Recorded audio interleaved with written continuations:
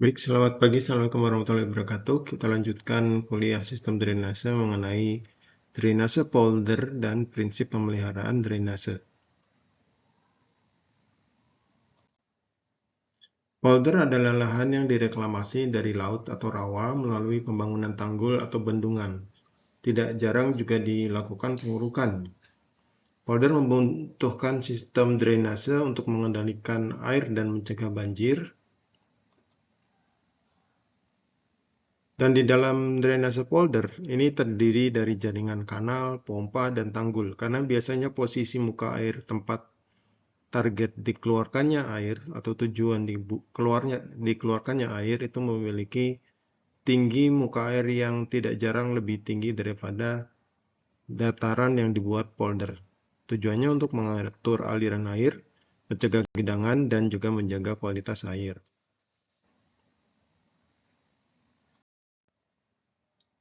Sistem drainase polder ini memiliki komponen tanggul, yaitu pembatas antara polder dengan laut atau rawa dan berfungsi sebagai penahan air laut ketika pasang khususnya.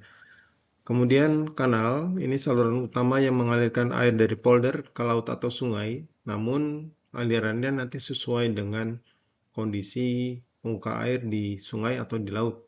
Jadi bisa di situ dilengkapi dengan pintu air, bisa juga dilengkapi dengan pompa. Untuk pompa ini akan membantu memompa air dari polder ke laut atau sungai, terutama saat pasang. Kemudian ada outlet, yaitu bukaan yang menghubungkan kanal dengan laut atau sungai untuk mengalirkan air. Beberapa permasalahan umum drainase polder adalah terjadinya sumbatan kanal karena sampah, sedimentasi, kemudian kapasitas pompa yang terbatas, yang tidak memadai dan dapat menyebabkan air tergenang dan banjir terlambat untuk dikeluarkan dari polder. Kemudian terjadinya kerusakan tanggul. Tanggul yang rusak dapat menyebabkan kebocoran dan banjir di dalam polder. Kemudian kurangnya pemeliharaan dapat menyebabkan kerusakan sistem drainase dan sehingga akan menjadikan timbulnya banjir atau terjadinya banjir.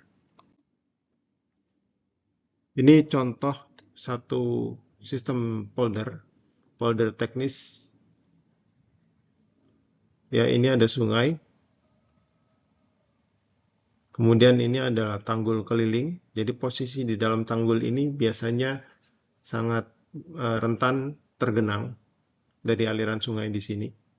Sehingga dihalangi oleh tanggul keliling, kemudian di sini ada tata air di dalamnya. Dan kalau misalkan di sini sistem drainase, airnya dibawa mengalir ke arah kanan ini, kemudian di sini ada pompa yang akan membuang air ke dalam keluar dari polder, ya, seperti itu. Kemudian di masa tertentu akan dibutuhkan juga pompa untuk suplai air, ini untuk mensuplai air bersih di dalam polder. Sistem polder mampu mengendalikan banjir dan genangan akibat aliran dari hulu, hujan setempat, naiknya muka air laut atau rob. Selain itu juga dapat mengendalikan air. Sistem polder juga dapat digunakan sebagai objek wisata atau rekreasi, lahan pertanian, perikanan, dan juga lingkungan industri serta perkantoran.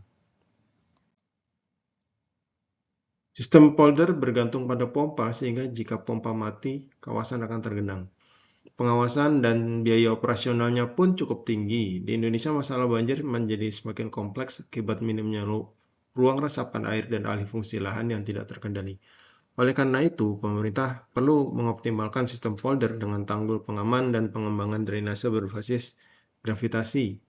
Pengelolaan polder harus terintegrasi dengan tata ruang, khususnya di kota-kota pantai yang memiliki cekungan. Selain itu, diperlukan sosialisasi pengendalian sistem polder berkelanjutan untuk antisipasi dampak pembangunan terhadap lingkungan.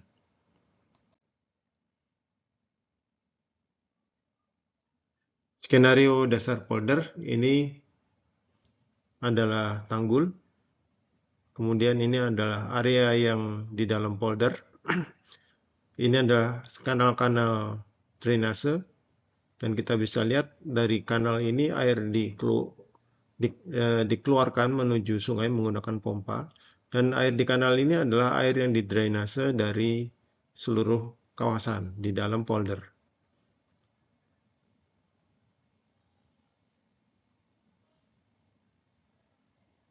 Jadi ini ditambahkan ada pompa yang berfungsi atau menyala ketika terjadi peningkatan air pada ketinggian plus 3 meter, kemudian ketika sudah di drain maka akan dimatikan pompanya ketika sudah mencapai elevasi 2 plus 2 meter ya. Dan ini adalah kolam yang di sini. Kalau di gambar yang ada di layar, ini adalah kolam yang di sini. Sehingga untuk memenuhi kebutuhan drainase ini, kita perlu nanti melakukan perancangan atau perhitungan kapasitas pompa yang dibutuhkan.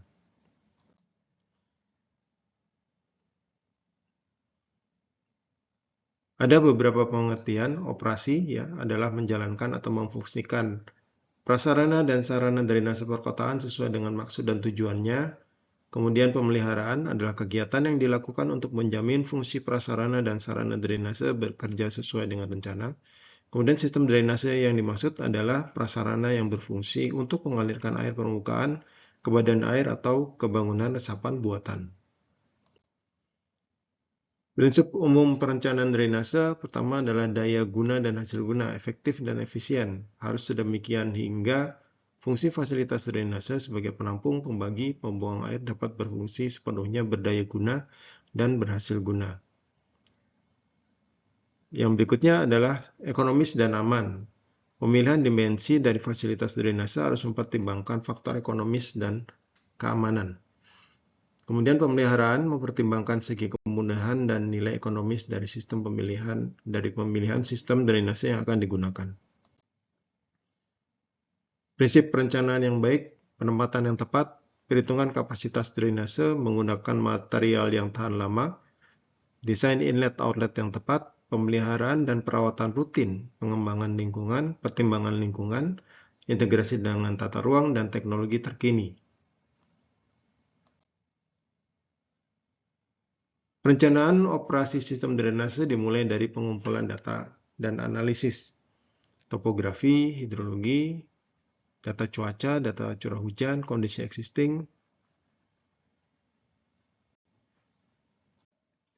Berikutnya adalah desain sistem drainase yang di sini dilakukan penentuan kapasitas, pembuatan layout saluran, pemilihan material. Ini bisa berulang ya, bisa tidak sekali jalan tapi ditentukan berulang hingga mendapatkan kondisi yang paling efisien. Berikutnya adalah pelaksanaan dan konstruksi. Ini ada persiapan lahan, pembangunan saluran, instalasi struktur, dan pengendali. Kemudian pengoperasian dan pemeliharaan. Ini membutuhkan pemeliharaan rutin. Kemudian harus dilakukan monitoring dari kinerjanya dan juga harus ada manajemen sampah yang masuk ke dalam sistem drainase. Pengelolaan banjir darurat. Ini ada beberapa poin di sini. Yang pertama ada rencana tanggap darurat, membuat prosedur tanggap darurat untuk mengatasi situasi banjir, membuat sistem peringatan dini dengan teknologi untuk memantau cuaca dan memberikan peringatan dini kepada masyarakat. Mungkin kalau saat ini informasi itu sangat murah dengan menggunakan aplikasi chat ya, dari WhatsApp, kemudian Telegram, atau kalau zaman tahun-tahun sebelumnya adalah menggunakan SMS, pesan singkat teks ya. Kemudian yang berikutnya adalah evakuasi dan penanggulangan. Ini merencanakan jalur evakuasi dan menyediakan bantuan darurat selama terjadinya banjir. Berikut adalah diagram perencanaan drainase, mulai dari survei identifikasi masalah, pengumpulan data sekunder dan primer, perencanaan layout, analisis validitas data curah hujan, frekuensi, IDF, analisis debit banjir dengan metode rasional. Kemudian juga pada saat pemisahan dilakukan penyusunan alternatif sistem drainase dan digabungkan menjadi di dalam analisis hidrolika terkait dengan analisis kapasitas saluran, simulasi kolam parkir banjir, simulasi sistem pompa. Dari sini kemudian akan dilanjutkan dengan estimasi dimensi kemiringan saluran drainase, volume kolam banjir, dan kapasitas serta jenis pompa. Dan setelah ini diperoleh, maka akan disusun laporan.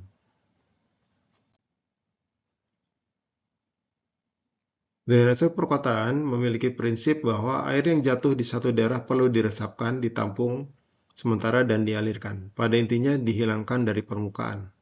Dengan cara diresapkan, ditampung di suatu tempat atau dialirkan secepat-cepatnya. Yaitu dengan menggunakan fasilitas resapan, tampungan, dan saluran drainase. Dan dari sistem saluran drainase dilanjutkan dialirkan ke sistem yang lebih besar, yaitu badan air penerima. Untuk dapat memperoleh hasil seperti yang diharapkan, maka sebelum melaksanakan kegiatan operasi dan pemeliharaan harus dilakukan perencanaan, pemrograman, dan perhitungan biaya untuk pekerjaan yang akan dilakukan. Perencanaan dalam kegiatan operasi dan pemeliharaan atau disingkat OP, drainase sama dengan perencanaan yang dilaksanakan dalam OP di bidang yang lain.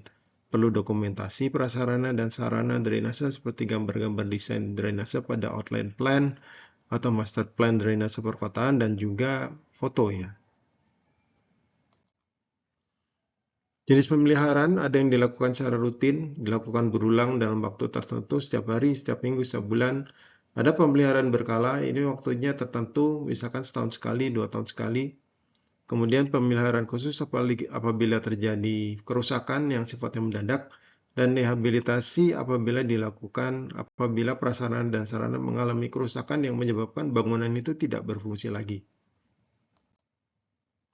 Jenis pemeliharaan sistem drainase yang tadi ada pemeliharaan rutin, ini mencakup saluran, struktur, pengelolaan vegetasi, pemeliharaan preventif, ada inspeksi berkala, perawatan pompa, pemeliharaan korektif, perbaikan kerusakan, dan penggantian komponen. Dalam proses pemeliharaan sistem drainase tentunya akan dibutuhkan data. Jadi pertama dikumpulkan data dan inspeksi melalui survei lapangan dan dokumentasi kondisi lokasi yang bermasalah. Kemudian dilakukan pembersihan dan perbaikan, pembersihan manual saluran dari sampah, penggunaan mesin pembersih untuk saluran yang lebih besar, perbaikan struktur seperti gorong-gorong atau bak kontrol. Kemudian pengelolaan vegetasi dengan pemotongan rumput dan tanaman agar tidak mengganggu aliran air. Yang berikutnya pengelolaan sampah, ini juga bukan hanya kegiatan yang secara fisik dilakukan, tapi harus ada edukasi kepada masyarakat. Dan juga harus menyediakan tempat sampah di lokasi yang strategis. Pemantauan dan evaluasi ini dilakukan untuk memantau aliran air dan kondisi saluran secara berkala, mengevaluasi efektivitas pemeliharaan, dan menyesuaikan rencana yang akan diusulkan bila diperlukan. Beberapa teknologi pemeliharaan sistem drainase yang mungkin bisa diterapkan, yang pertama adalah CCTV untuk inspeksi. Kemudian water jetting ini untuk pembersihan saluran. Jadi air itu dicurahkan atau diberikan dengan tekanan yang tinggi sehingga ini bisa digunakan untuk mengalirkan, membuyarkan dan mengalirkan endapan dari dalam saluran-saluran ya. Ini contoh water jetting.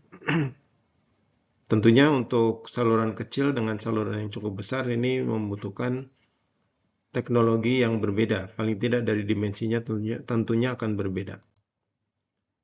Ya, ini masih yang tadi teknologi pemeliharaan sistem drainase dan nama sealing bags.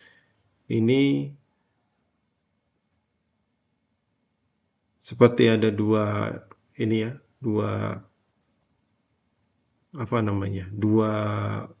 bag lah yang akan menutup saluran dari satu arah. Ini untuk sementara untuk proses pembersihan. Ya, demikian yang bisa kita bicarakan pada pagi ini mengenai polder dan perawatan sistem drainase. Semoga bermanfaat. Terima kasih. Assalamualaikum warahmatullahi wabarakatuh. Selamat pagi.